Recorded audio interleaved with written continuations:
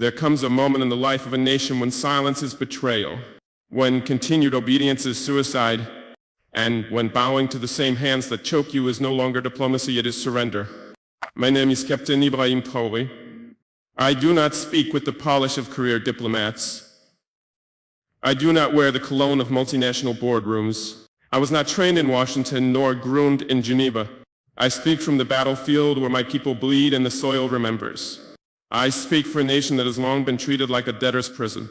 And today I speak directly to the International Monetary Fund, not with trembling hands, but with a voice rooted in centuries of African pain and now African awakening. For too long, the IMF has posed as a benevolent doctor prescribing economic treatment to sick nations. But what we've learned, what we've suffered, is that your medicine often kills the patient. Your loans arrive with smiles, but they are poisoned arrows wrapped in contracts. You speak of stabilization, but you deliver strangulation. You speak of reform, but what you really mean is obedience to models built in foreign labs never meant for African soil. But we are not your laboratory. We are not your experiment. We are not pawns in your economic chess game. Burkina Faso and the whole of Africa is waking up. And when we wake, we do not ask for permission to breathe. You see, I come not to beg for cancellation. I come not to plead for relief. I come to tell you what no African leader has dared say loudly enough. We no longer accept economic policies that reduce our people to beggars. While our gold lines the vaults of the West, we no longer dance to the rhythm of conditionalities that gut our public services, cripple our farmers, and force our youth into exile. We no longer accept being told that good governance means handing over our national wealth to foreign firms with smiling consultants. So today we begin a new conversation, not one between debtor and lender, but one between equals, between nations, between truth and falsehood. And this is not a press release, this is a reckoning, and it begins now. One, the chains of debt, a modern form of slavery. Let us speak plainly without euphemism, without the polite lies of diplomacy. Debt, the kind you offer Africa, is not a tool of development. It is not a bridge to prosperity. It is a shekel. It is modern slavery, dressed in suits and spreadsheets. You call it structural adjustment. We call it structural punishment. You label it financial discipline. We experience it as generational despair. You offer it as partnership. But when one partner profits while the other bleeds, it is not partnership, it is plunder. Let me ask you, how can a nation rich in gold, uranium, cobalt, and fertile land be poor? How can a continent that fuels the industries of the world not afford to feed its own children? We are told it is mismanagement, corruption, incompetence. Yes, Africa has its wounds, but many of those wounds were inflicted by the very hands now offering us Band-Aids soaked in interest. Let me tell you what this debt looks like in real life, not on your PowerPoint slides, but on our streets. It looks like children studying by candlelight because the national power grid was privatized, sold to foreign investors who charge prices our people cannot pay. It looks like hospitals with broken beds, no antibiotics, and mothers dying in childbirth because your conditions demanded we slash public spending to qualify for your help. It looks like millions of African graduates with degrees in hand but no future, job-creating sectors were outsourced, sold off, or collapsed under your imposed liberalization policies. And worst of all, it looks like dignity broken. You see, the repayment plans you create are not economic formulas. They are death sentences. You lend us $500 million and ask for $2 billion in return over decades through interest restructuring fees, currency controls, and privatization clauses that rob us of our national assets. Tell me, what is the moral justification? You say the contracts were signed willingly, but let me ask, is it consent when the patient is bleeding and you are the only one holding medicine with a price tag and a clause? Is it choice when the gun is not pointed at your head but at the starving child behind you? No, Your Excellencies at the IMF, this is not consent. It is economic coercion. This is not development. It is domination. This is not globalization. It is neo-colonialism in financial ropes. And we, the new generation of African leadership, are no longer blind. We are no longer grateful for crumbs from the tables our labor built. We are done applauding policies that hollow out our economies in the name of efficiency. We will no longer trade our sovereignty for loans that disappear into the hands of consultants, only to return as debt for our grandchildren. Let me be even more clear. Africa does not owe you, you owe Africa. You owe us for the gold taken on the colonial boots. You owe us for the minerals that power your smartphones while our villages remain in darkness. You owe us for the diamonds that dazzled your palaces while we bled in silence. And yet even in all this we are not asking for charity. We are asking for justice. True justice begins with the end of exploitative debt structures. Justice means allowing African nations to audit what we owe, where it came from, and who truly benefited. Justice means allowing us the dignity to chart our own financial futures, not as clients but as equals. And if this message feels uncomfortable, then good, because it is time the comfortable were confronted. To the puppet strings, how the IMF undermines African sovereignty. To speak of sovereignty in Africa today is to speak of a dream deferred, a continent of flags and anthems. Yes, but true freedom, that still hangs in question. They say we are independent, but independence without autonomy is illusion. And few institutions have done more to blur that line between self-rule and subjugation than the International Monetary Fund. You do not govern us, yet you draft our budgets. You do not vote in our elections, yet your approval determines whether our economies collapse or breathe. You claim neutrality, yet the ink of your influence runs deep in the laws we pass, the leaders we appoint, in the limits of our own ambition. This is not financial aid. This is political engineering. You arrive with briefcases and blueprints, not bombs, but the damage is often the same. Behind your technical language lies a silent weapon, conditionality. It begins politely: cut subsidies, liberalize your markets, devalue your currency. They say just recommendations, but what are recommendations when starvation is the price of refusal? What are suggestions when the next loan, the next breath depends on obedience? Let us not pretend. You have become the architects of our internal affairs. We were told structural adjustment would create efficiency. Instead, it created dependency. We were told austerity would eliminate corruption. Instead, it eliminated hope. We were told the free market would lift us. Instead, it lifted our wealth and flew it offshore. And when our people protest, when they rise in anger and hunger and the agony of unmet needs, you do not take responsibility. You step back claiming you are merely observers. But history is watching. Your hands are not clean. From Ghana to Zambia, from Senegal to Kenya, we have seen it play out the same. Leaders forced to privatize water only for foreign companies to raise prices beyond reach. Farmers undercut by cheap imports that kill local industries. Ministers told to cut spending on schools to balance the budget while foreign debt payments rise. And if we dare to resist, if we question your models or reject your prescriptions, we are blacklisted.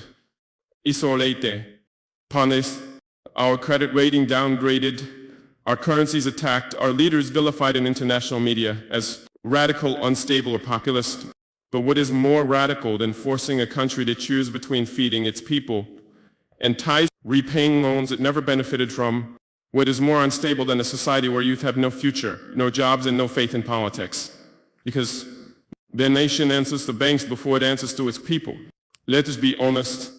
Your influence has too often been a veto on our dreams. You have become unelected governors of African policy. And yet we are not merely victims, we are rising. A new wind is blowing across this continent. We are reclaiming the right to govern ourselves and our languages for our people by our values. We will no longer accept debt that demands we cut essential services before asking the rich to pay taxes. We will no longer tolerate consultants writing our national strategies while our professors go unpaid. We will no longer bow to institutions that answer to shareholders, not citizens. To the IMF, I say this with clarity and calm. We will be sovereign, even if it means rejecting your loans. Even if it means slower growth, but growth that is ours. Even if it means pain for now, but freedom in the long run. Africa does not need masters, it needs partners. And if you cannot walk with us as equals, then step aside, because we are moving forward, and this time the strings are being cut. 3, a system designed to fail us. We were born into a system we did not build, a global order forged in the fires of empire with the spoils carved into contracts, laws, and institutions that still govern us today. When the colonizers left, they did not leave behind fairness. They left behind frameworks built to extract, not empower. You see, the problem is not just the IMF reform. It is the entire architecture, the rules of trade, finance, credit, and global power that are designed to keep Africa in second place. Designed not by God, not by nature, but by men. Powerful men who decided what value means and who deserves it. Let me ask a simple question. Why is it that we, the continent with 60% of the world's arable land, still import food? Why do we who sit atop gold, diamonds, oil, and lithium need foreign aid? Because the game was never fair. We were made exporters of raw materials, not builders of industries. We were assigned roles in the global economy like actors in a tragic play. You grow and they process, you extract, they manufacture, you borrow, etc. They lend, and every time we try to rewrite the script, the penalties follow.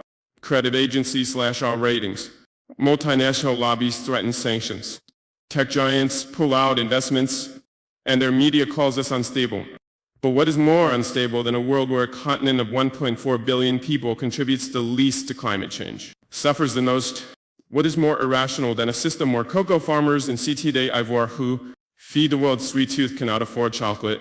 What is more unjust than countries who were once colonizers now lecturing us about governance, while sheltering the stolen wealth of African elites in their banks? And yet they call this order a meritocracy. They say work harder. They say be more transparent. They say attract investment. But what they don't say is this: scoreboard was rigged from the beginning. The rules were never neutral. And the referees, the WTO, the World Bank, the IMF, serve the same teams who have always won.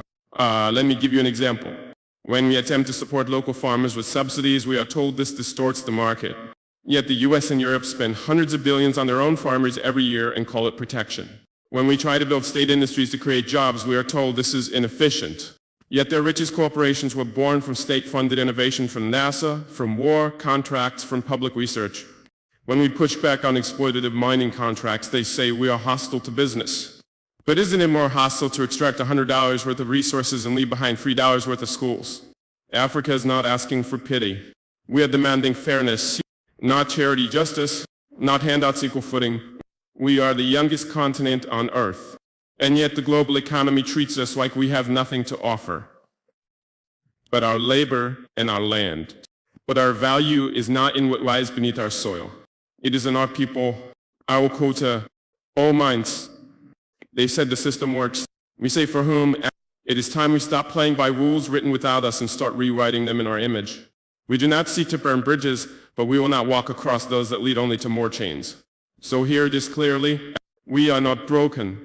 The system is, and if it will not change willingly, then we, the children of Sankara, Nkrumah, Lumumba, Mbiko, was ended ourselves. Because we did not come this far just to survive. We came to thrive. And we will no longer wait for permission to do so, or a new past sovereignty through self-reliance. Now that we have named the injustice, let us speak of rebirth. Africa does not need to beg for inclusion. Africa does not need another savior, another lecture, another conditional loan. What we need is a new path, one carved by our own hands, guided by our own vision, and rooted in our own values. Self-reliance is not isolation. It is not arrogance. It is the reclamation of dignity, of choosing to stand on our own feet even when the ground beneath us trembles. Let me be clear. We are not rejecting partnership, but we are redefining its terms. For too long, partnership has meant dependence.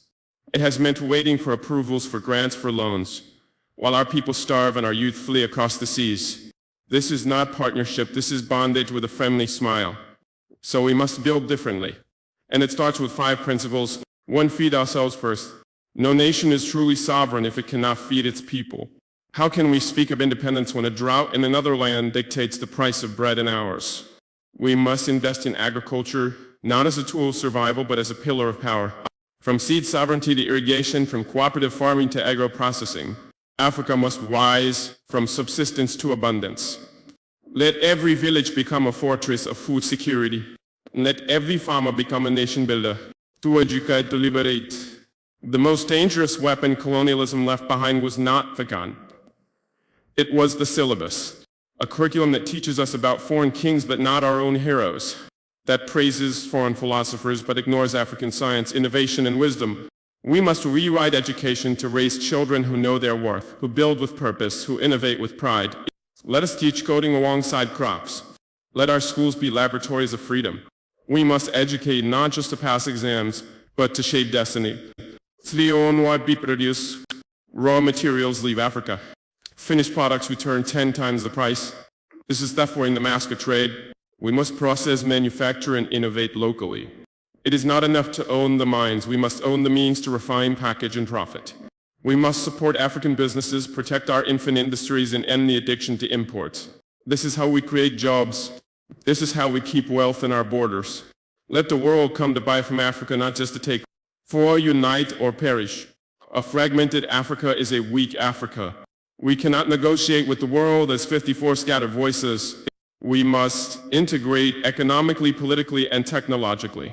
Let us build railroads that connect Lagos to Dakar, data centers that protect our knowledge, and defense alliances that protect our peace. ECOWS, SADC, AU, they must evolve from clubs of diplomacy to engines of collective action. No single African nation can stand alone, but together we are a giant. 5. Trust our people. Too often our leaders trust foreign advice over local wisdom. They fly thousands of miles to ask questions their own communities have already answered. But the solutions are here in the hands of our youth, our women, our elders. Let us fund local innovation. Let us amplify village voices. Let us believe that the mechanic in Ouagadougou and the coder in Kigali are just as brilliant as any consultant in Paris. We will not be free until our own people are trusted to lead the future. My brothers and sisters, we are not building a copy of the West. We are building Africa, our Africa. We are not chasing the old dreams of others. We are daring to dream anew. Self-reliance means we may stumble. It means we will make mistakes. But those mistakes will be ours, and in them we will learn to rise. There is no savior coming. The savior is already here in our hands. Our hearts are unity. Let us stop waiting. Let us stop blaming. Let us begin. Not tomorrow. Not after the next summit. Now, Africa will not rise through speeches alone. It will rise through soil-stained hands, ink-stained books, and steel-stained factories. Let us take back what was always ours. Not through war, but through will. Not through hate, but through healing. Not through begging, but through building. This is the dawn of self-reliance, and we will never go back to the chains. 5. The people's mandate. You are not powerless. To my beloved people, young and old, urban and rural, educated and unschooled, you are not powerless. You have been made to believe that power belongs only to men in suits behind microphones. That the future is dictated by those who sit in tall buildings far away. That decisions about your life are made in echo chambers with no windows to your suffering. But let me speak plainly. Real power does not start at the top. It starts at the bottom. It starts with you, the farmer who rises before dawn, the mother who feeds her children before herself, the young man who refuses to steal even when he is hungry, the girl who walks 5 miles for education every day, the street preacher, the mechanic, the nurse, the tailor, the teacher, the water carrier. You are the foundation. You are the pulse of Africa. But here is a tragedy. You have been taught to wait, to hope that change will come from someone else, to clap when crumbs are thrown at your feet, to fear questioning authority even when that authority fails to protect you. This mindset must end. We must tear down this invisible wall, the one that separates the leaders from the people, the informed from the unheard, the elites from the everyday heroes. Because true leadership does not rule, it serves, and service without accountability is tyranny in disguise. Why the system prefers you powerless. The international institutions we challenge today, the IMF, the World Bank, and others, they don't just seek to control governments. They rely on your silence. They thrive when you are too exhausted to resist, when you're too distracted by survival to organize, when you are taught that politics is dirty and not your concern. But understand this, every price hike, every failed hospital, every land grab, these are political decisions. And by not engaging, by not questioning, we become complicit in our own oppression. But once the people awaken, the tide shifts. Once the youth refuse to be silenced, once the mothers speak truth to power, once the elders remember the strength of their voice, no IMF loan, no dictator, no puppet regime can stand. From protest to participation, revolution is not always a fiery explosion. Sometimes it is quiet. It happens when a young person registers to vote, when a market woman refuses to pay a bribe, when neighbors gather to fix a broken road without waiting for the government. This is your mandate, not just to resist, but to rebuild. And to do this, we must reclaim 5 sacred rights. The right to question is ask why, ask how, demand clarity. Whether it's a village chief or a president, authority must answer to you. The right to organize, join hands, create unions, form cooperatives. Stand not as individuals, but as a united voice. The right to information, know who owns your land, know where your taxes go. Knowledge is power, and it is your right. The right to refuse injustice, refuse manipulation, refuse to be a pawn. Resistance is your sacred inheritance. The right to dream. Dream not just of escape, but of change. Envision the Africa your children deserve and begin building it today. This is not just a fight for governments. Yes, leadership matters. Yes, corruption must be purged. Yes, puppet regimes must fall. But a just Africa cannot rise on political will alone. It needs a people awaken, a people who refuse to settle, a people who will no longer be ruled by fear but led by conviction.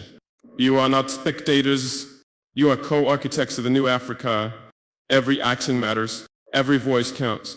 Every ripple becomes a wave. To the youth of Africa, you are not the leaders of tomorrow. You are the fire of today. Do not wait for permission. Do not wait for funding. Do not wait until you're older or wiser or richer. Start now. Speak now.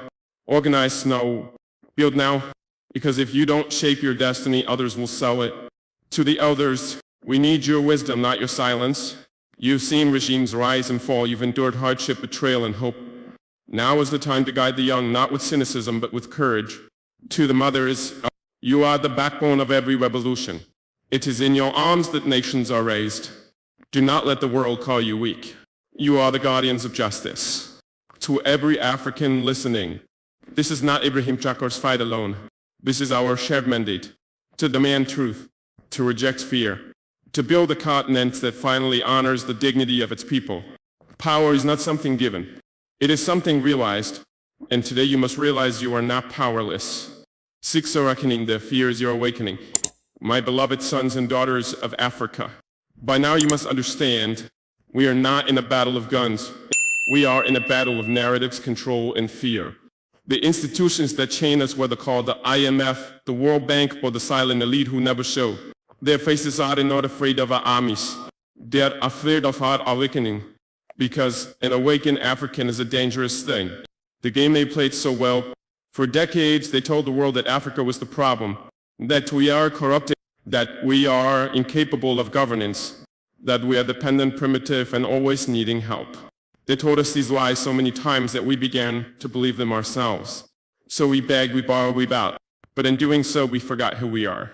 We forgot that Africa is the cradle of civilization, that it was here under our skis that the stars were first read, that it was our ancestors who taught the world about medicine, astronomy, farming, and spirituality. We forgot that before there was an IMF, there was Timbuktu. Before there was colonial aid, there were kingdoms with universities, armies, trade routes, and governance systems that spanned continents. We were not poor, we were made poor. What they fear most, let me tell you the truth, they will never publish in any global newspaper. Their power depends on your ignorance. Their comfort depends on your silence. Their wealth depends on your exploitation. So when you begin to read, they panic. When you organize, they tremble. When you unify across borders, they conspire. Why? Because a generation of Africans who know the game, who see beyond the aid packages and debt traps, who refuse to sell their futures for short-term illusions. Such a generation is unstoppable. They fear not your rage, but your clarity. They fear not your weapons, but your wisdom. They fear not your protest, but your purpose. The awakening has begun. Look around, you feel it in your bones. There is a steadying in our villages, a fire in our cities, a hunger in our youth that no IMF policy can extinguish. From Burkina Faso to Mali, from Niger to Uganda, from South Africa to Ethiopia, the veil is lifting. The spell is breaking. This is not just a political shift. It is spiritual. It is ancestral. It is prophetic. You are not just living through a revolution. You are the revolution, the reckoning. For years they have extracted from us with impunity gold, oil, diamonds, cocoa, bauxite, uranium, and yet we remain the poorest continent in the world. No, this is not chance. It is by design. Well, here's what they didn't expect. That we would wake up, that our people would begin to connect the dots, that we would call out the lies, that we would dare to confront them not with hate but with truth. And truth is the most dangerous weapon of all. This reckoning is not about revenge. It is about justice. It is about restoration. It is about dignity. It is about telling the world, we are not your territories. We are your creditors. And it's time to settle the account. The shift cannot be reversed. You see, once people see the bars of their cage, they no longer mistake it for freedom. Once people taste sovereignty, they no longer beg for scraps. And once people remember who they are, they become ungovernable by lies. So yes, expect pushback, expect propaganda, expect infiltration, expect threats, because when an empire begins to lose control, it will do anything to maintain the illusion. But their fear is not your signal to retreat. It is your confirmation you're doing something right. This is your time. Africa, this is your moment. Not next year and not after the next election. You don't need permission, you need purpose. You don't need saviors, you need strategy. You don't need pity, you need power. the kind that is rooted in unity, history, and unwavering truth. Let every African leader know, if they do not serve the people will rise. Let every foreign investor know, if they come to exploit, they will be exposed. And let every African youth know, your time has come. You are the nightmare of those who built empires off our silence. You are the dream of your ancestors finally awake. You are the warning and the prophecy fulfilled. The chains are breaking, the masks are falling. The reckoning is here, and their fear is seen. It is your awakening. We have entered the age of African reckoning. To every young African listening to the sound of my voice, to every elder who kept the truth alive in whispered stories, to every mother who prays over empty plates with unshaken hope, to every child who walks barefoot through dusty roads, dreaming of something greater. Hear me clearly now. The age of African reckoning has begun. Not with violence, not with hatred, but with truth, with clarity, with resolve forged in the fire of centuries of injustice. We are not begging anymore. We are not negotiating for scraps from colonial tables. We are building our own table from African wood, carved by African hands, for African generations. From silence to thunder. For too long our cries were ignored. Our pain was politicized, our suffering monetized, our silence weaponized against us. But now we speak not with bitterness but with boldness, not to seek pity but to demand justice. They thought we were buried, but they forgot we are seeds. Let the world hear this. Africa is not waiting to be saved. Africa is rising to save itself. We are uniting across borders drawn by foreign hands. We are building systems that serve the people, not puppets. We are reclaiming our narratives, our currencies, our futures. Let the world hear this declaration echo through every institution built to contain us. We are awake and we are coming for everything that was stolen. To the youth, you are the architects. You, the youth of Africa. You are not lost, you are not too late, you are not forgotten. You are the architects of a continent reborn. You are not just the leaders of tomorrow. You are the liberators of today. Your weapon is your mind. Your shield is your history. Your compass is your conscience. And your mission on to reclaim, rebuild, and restore the African soul. A new covenant with the people. From this day forward, let no leader speak in the name of Africa if he bows to foreign masters. Let no contract be signed that sells the future for a foreign loan. Let no flag wave in celebration if the people beneath it are starving. We declare a new covenant between the land and the people, between the past and the future, between the seen and the unseen. We will honor our ancestors by refusing to repeat their captivity.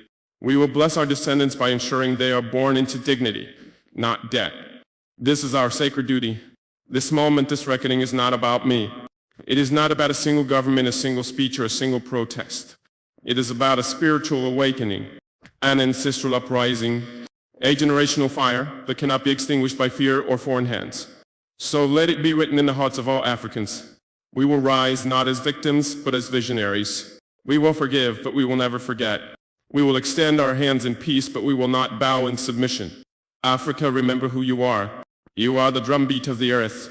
You are the sun before time. You are the womb of humanity. You are the whisper of the ancestors. You are the Lord of tomorrow. Africa, remember who you are. Let the lions awaken. Let the river sing. Let the soil rejoice. For we are no longer lost, and we are no longer divided. We are no longer asleep. And so I declare, as a son of the soil, as a servant of the people, as a voice among millions, I declare before God and history, Africa shall rise. Africa shall heal. Africa shall reign not in conquest, but in conscience. Not in revenge, but in restoration. Not by force, but by the unstoppable power of a people who have remembered their name. May the ancestors watch with pride. May the children walk with hope. And may the world bear witness to the rebirth of a continent. So help us God.